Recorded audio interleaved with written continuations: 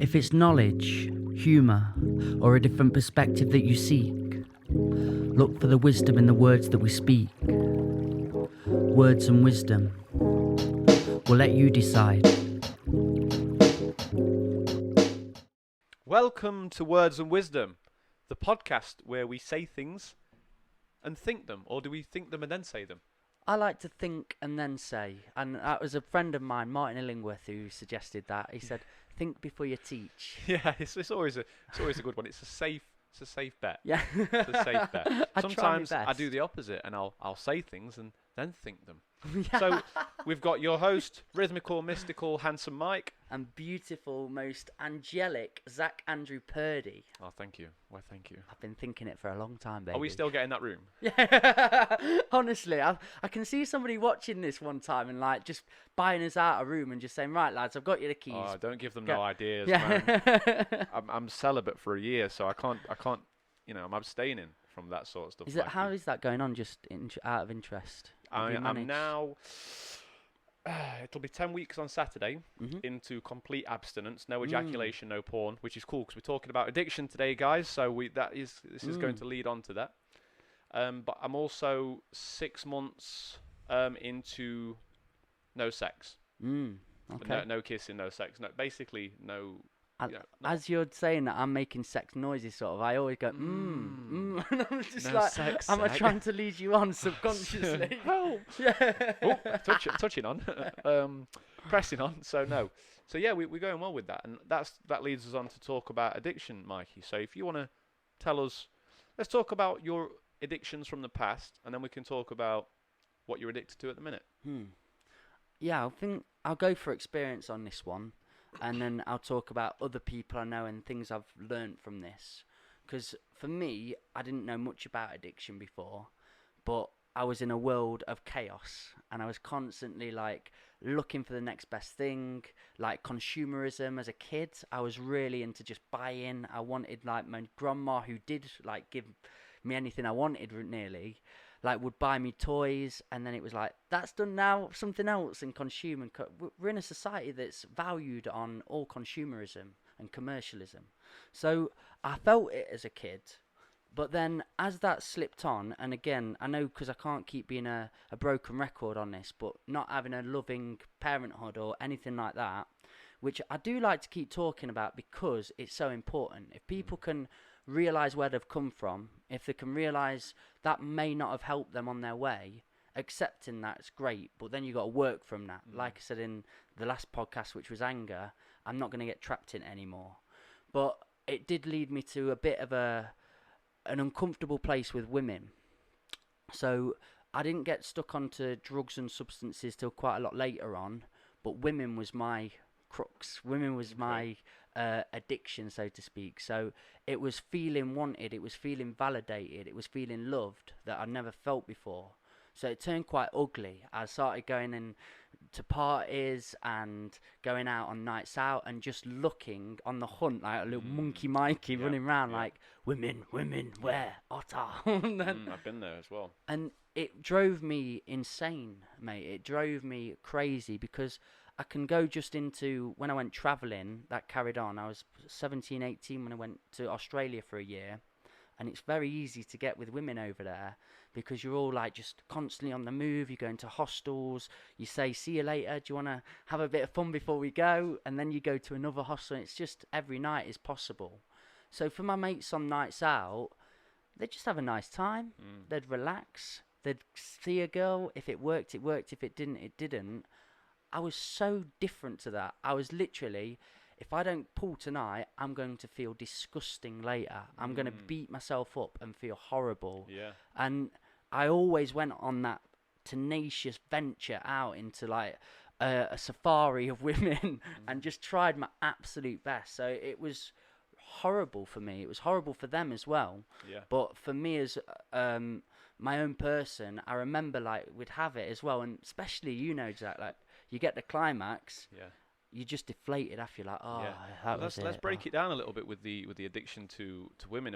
Sometimes, so I think there's a few ways of looking at it, and stop me if I'm wrong, but it's not that you're necessarily addicted to the physical woman, the being. Sometimes we're actually addicted to the attention. Like, if we didn't get attention from our mums as a kid, or the love that we might have required as a kid, we can then go on to seek that in other people as well. So we can become addicted to recognition, and but that's the thing that sex gives you. It gives you recognition. It gives you like authority as well. It's like, I've got this power, I've got this authority, and I'm being recognized because she wants to share this experience with me. She wants to share the intimacy with me.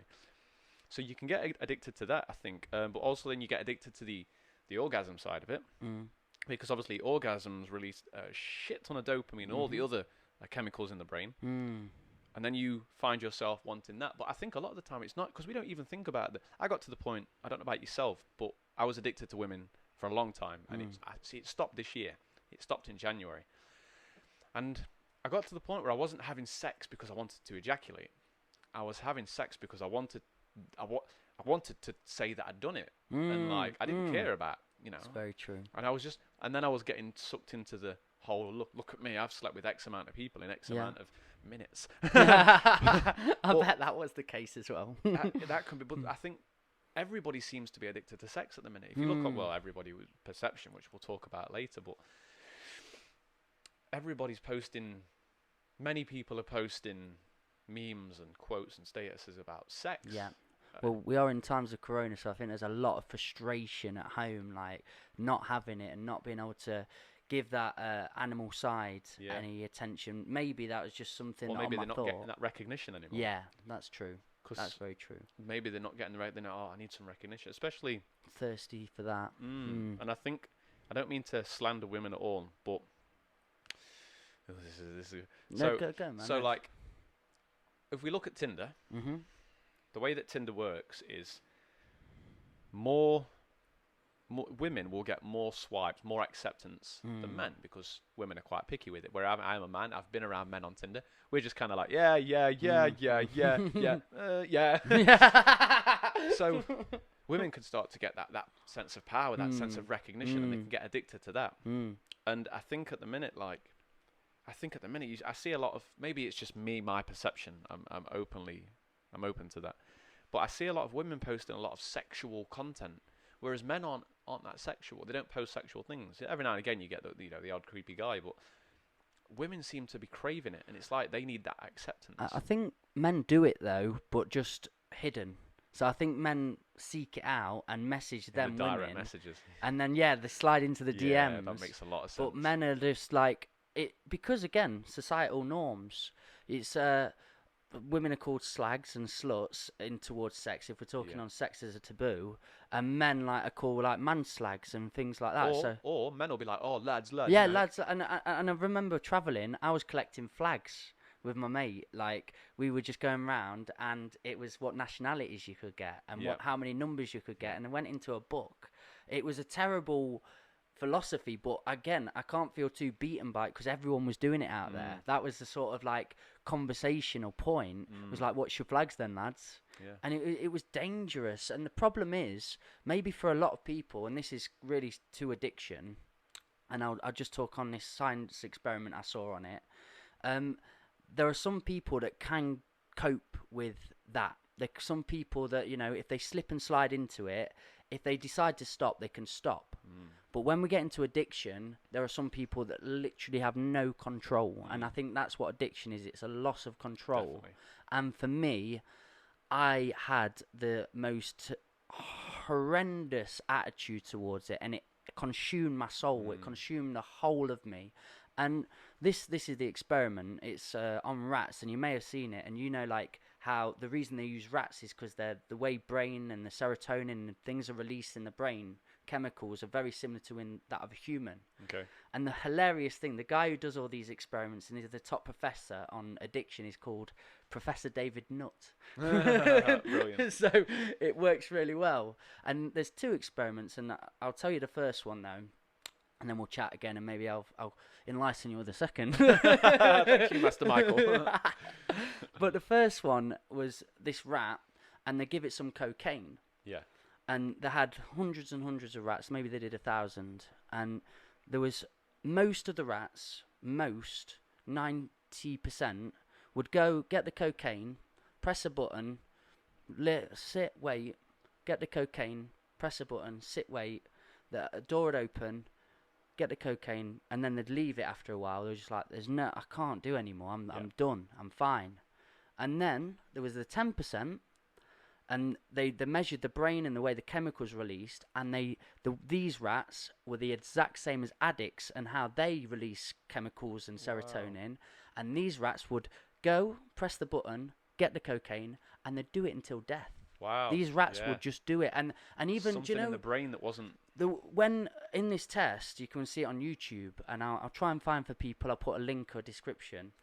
And what they did when they pressed the button, they couldn't even wait for the door to lift up. They were scratching the fuck out of the door just to get it back, and they go in and they get it, and then they keep pressing until death. And the way they studied their brains, in which was an addict, which is probably 10% of the population, they had a completely different way of releasing. So I think some people really, really need to be careful if they're an addict and they have that quality in their brain. Which is where the saying addictive personality comes from, yes, I guess. 100%. And I think I do think I'm in that, because I tend to, with food as well, with everything. When I was younger, masturbation, I used to masturbate until I was drained, like to the point where, because I'd be like, okay, I need that hit again. I need that porn again. I used to watch porn 4 or 5 times a day. Food, I can eat to the point where I'm not even hungry, but I'm just enjoying the feel, the mouth feel. Yeah, mate. And mouth orgasms. I strongly believe, and I strongly believe that it can be helped. And there's studies out there to show that there's new research that shows, like, people with that part of the brain that's kind of broken, we'll say, they can actually be fixed. And I think exercise, because exercise helps to push blood and to create new connections in the brain. And I think also with exercise, you learn discipline. I completely agree. You learn and by learning discipline, you can say, right, I know I'm an addictive person, so I need to make sure that I'm staying away from this completely, or I am learning how to just want one. So here we go with that, like, because there was a South Park episode, and it's basically all about addiction. And Trey Parker and Matt Stone, who are the creators of South Park, have a bit of a different view to what, say, Russell Brand has on addiction. He's like very AA, 12-step commandments, once an addict, always an addict. You need to make sure you never touch substance because you're an addict, which I kind of more lean to, because Trey Parker and Matt Stone in South Park was like, Stan's dad, like, decides he's an addict. He can't get off of booze because somebody told him about it. And then he shaves all his hair off. He's like, Stan, I'm an addict, Stan. I can't stop. I'm sick. And he needs a miracle to save him. The other subplot in South Park there, Stan was doing karate, and it's all about discipline. Right. And the end, when, do you know, like in a South Park or Simpsons or any, like, nice cartoon, at the end when it comes together and they learn the lesson, it was like Stan saying, no, Dad, you need discipline. You just need to have 1 or 2 beers. And he's like, what about 3 or 4? I think you're pushing it, Dad. And for me, I didn't quite agree. I love discipline. I think discipline's so important. But if you really see yourself as, do you know, the people that are in abstinence-based recovery mode, I truly do believe they need to every single day battle it and make sure they stay fully away from any substance that brought them harm. Agreed. But when you said, like, training and fitness and finding that, I think it's channeling it. Definitely. Finding something. If you're an addict, you're an addict. Yeah. And well, listen, if we go back to the whole idea of, you know, the do it now muscle that we've spoken about. So there's, I believe there's a muscle in your brain for everything. So the self-discipline muscle, like you say that if you're an addict, you need to cut it out completely. And I 100% wholeheartedly agree. Yeah. But that takes discipline in itself. Yeah. So what you need to do is you need to train your discipline muscle, like to maybe make your bed in the morning every day. That's discipline.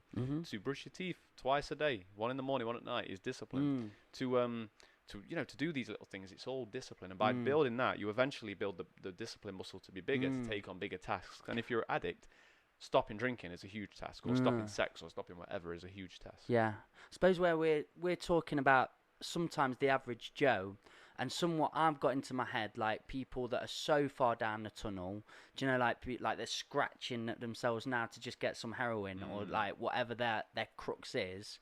Like, to get to that point, it might need a radical shift in change of stop. Like, I need to get slapped about. Do you know when they do, like, interventions, they have a family come through and just say, you're ruining this whole experience. We love you. We want you to be better. Some people need to have that lucky moment I got. Do you know when I talked about psychedelics and stuff?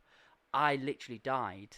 I had taserings and all that, but I stopped. I stopped doing smoking weed, drugs, and everything after that, and it was a punch in the face. Oh, and definitely. I severely think if I didn't have a whole radical shift in thought, I'd have just kept going.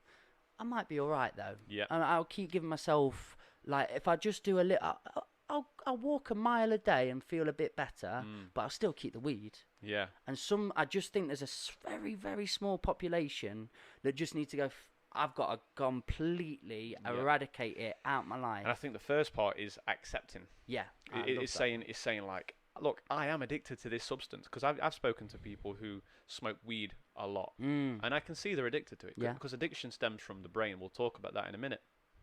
But you can see that they're addicted. People with coffee, and you say to them, maybe you should cut your coffee out. Whoa, what do you mean about cut my coffee out, fam? What do you mean cut my coffee? But they need to say to themselves, okay, this is not doing me, this is not positive, this is not benefiting me.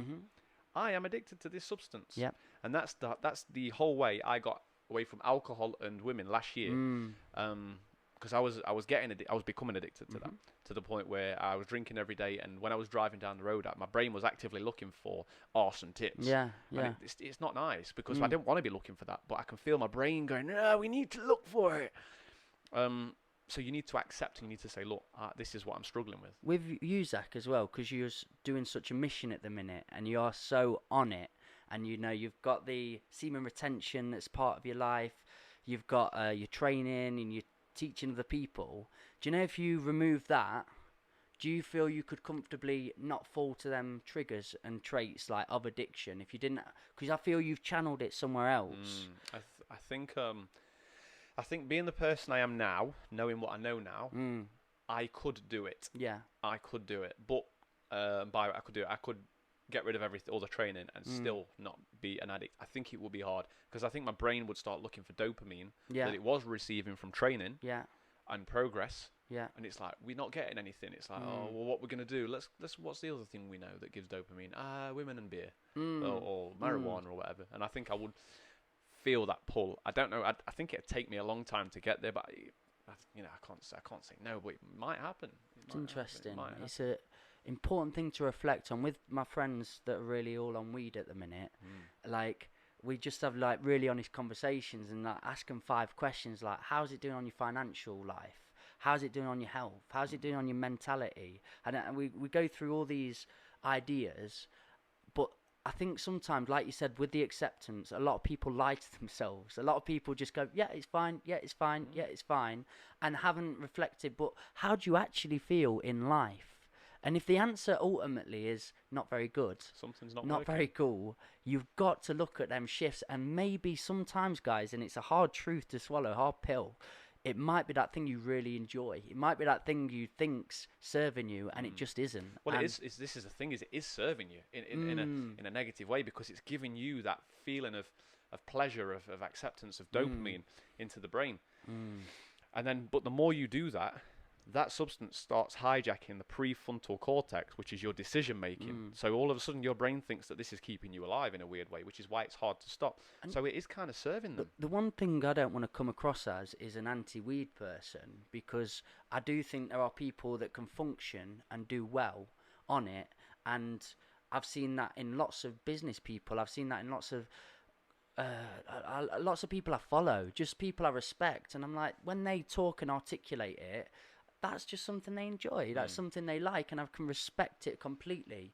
But I also know so many that aren't being true to themselves, and I know I was one of them people that wasn't true to myself. So it is like the end goal has to be, I want to feel good. I want to feel happy. I want to feel enjoying life.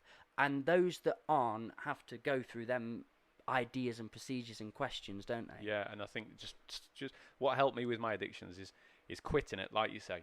Is stopping it for a certain amount of time. You might relapse, but that doesn't mean that you haven't progressed, because if you've just done 4 months of no whatever, and then you have a whole weekend of whatever, well, you've just done four months that you wouldn't have done before. That's progress. And then you know that you can do 4 months. That'd actually be test yourself. try a month out solidly. If you're on it and you feel you're not cool, just do a month without it. Or even and just see. a week. Yeah. Good shout. Even Smaller just steps. small Mikey, steps. Mikey's so always Just so do like like a year, mate. Never try it again and see if you're alright. Yeah, see if you're right.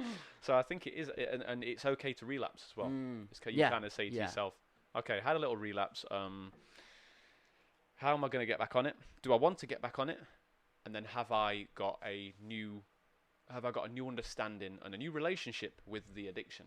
And that was one of the questions we brought up, and one of the quotes I brought with me was like, there's no freedom before forgiveness. So like how I felt with when I used to relapse was I'm just a terrible, I'm a bad person, and I never get off this train. It's like, Mikey, stop being so bloody hard on yourself all the time and telling yourself you're terrible and building up this ego about yourself, and just go, it's all right. I've had a bad time here, I've had a bad time there, and it's led me to here.